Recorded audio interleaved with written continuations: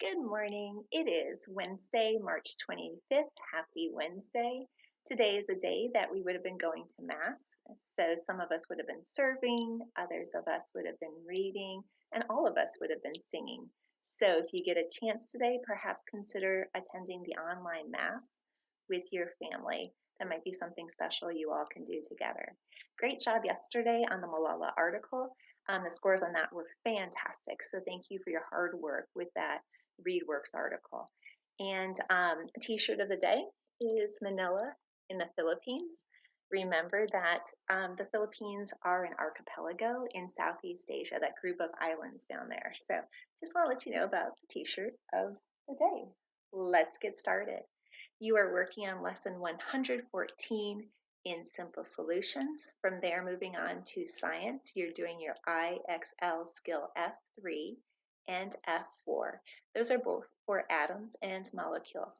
Remember, in a chemical formula, if there is just one of an atom, you do not need to write the subscript, and that's that little number that goes next to the capital letter for the different elements. So again, if there's just one of it, you don't need any subscript. It's only if there's more than one. Also, if you have, with skill F4, if you have more than one molecule, then you'll simply count the number of atoms based on how many molecules you have. So for example, how many oxygen atoms do you have in 2 molecules of water? So H2O, if you have 2 molecules of water, then you have 2 oxygen atoms. But what if you have the 2 molecules of water and you want to figure out, well, how much hydrogen?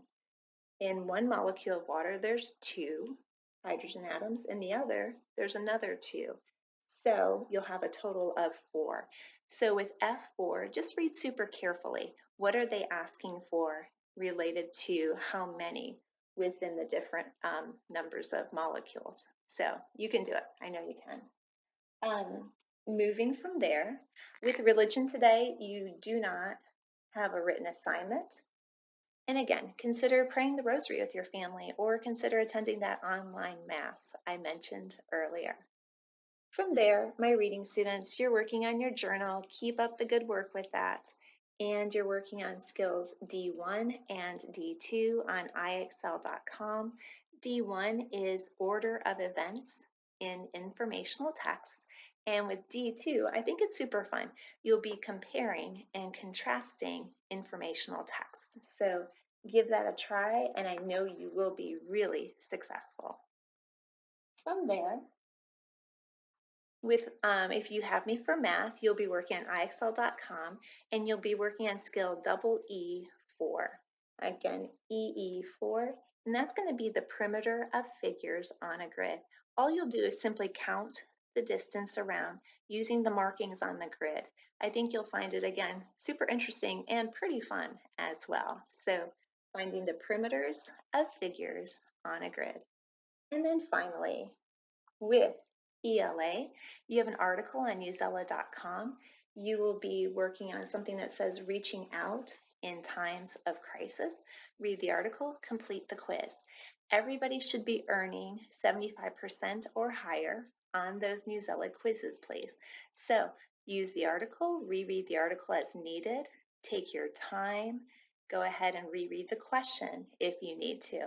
So use those strategies, and I know that you can maintain a score of 75% or even higher than 75%. And then exercises in English in your workbook, you'll be working on prepositions, the prepositions between and among. Between refers to two objects or people, and among is going to refer to more than two. So read the sample sentences carefully and just think, what are they asking? Are they asking about two, or are they asking about more than two?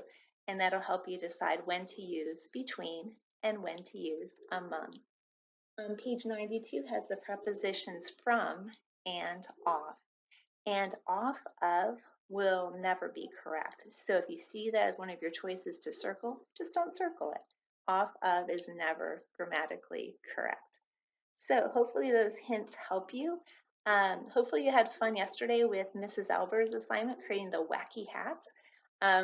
If you didn't start it, it'd be a great chance to go ahead and get started today if you haven't yet had an opportunity to draw that. So sounds like a fun assignment.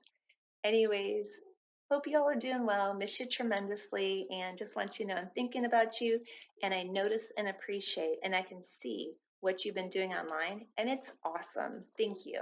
It really does mean a lot, and I appreciate all your tremendous efforts. Take care. Bye, everyone.